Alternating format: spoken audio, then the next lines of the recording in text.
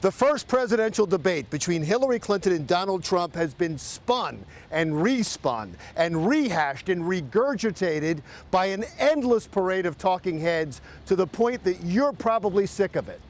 But something really dangerous happened during that debate that you might have missed. It was actually one of the rare times that the two candidates actually agreed on something, and that's what makes it really scary.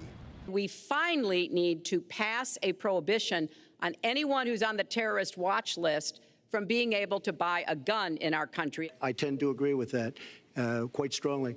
Now, you might agree with that too, and I get it. It sounds like a good thing to do. When you ask the question, should people on the terrorist watch list be banned from buying guns, the answer is a passionate yes, of course. But let me change the question to, should people on a secret government list be stripped of a constitutional right without due process? The answer again would be an equally passionate no, of course not.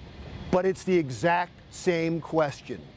You can be put on the terrorist watch list simply if someone thinks you're suspicious. There's no due process. You're not notified you're on the list. You just are. Now, you can make an inquiry to find out if you're on the list, but that in itself raises suspicion and probably doesn't get you off the list. If you still want to make an inquiry and you find out you're on the list, you have to prove you're not a terrorist, which goes against one of our core constitutional values, innocent until proven guilty, which is fine if they're just watching you and not taking away a constitutional right, like the Fourth Amendment, which protects us against illegal search and seizure, or the Second Amendment, which allows us to purchase and own a gun for our own protection, which is what Hillary Clinton and now Donald Trump both want to do.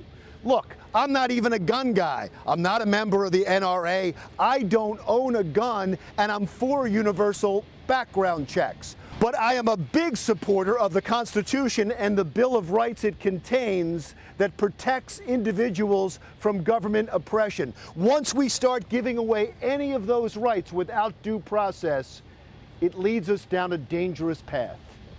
And one last thing to consider. If someone on the terrorist watch list tries to buy a gun, the FBI is already notified immediately, which intensifies their investigation. Preventing someone from buying a gun because they're on the terrorist watch list alerts them that the feds are onto them. In other words, banning people from the terrorist watch list is just a bad idea and a dangerous one. What makes it even more dangerous is that the two people who might be our next president both think it's a bad idea.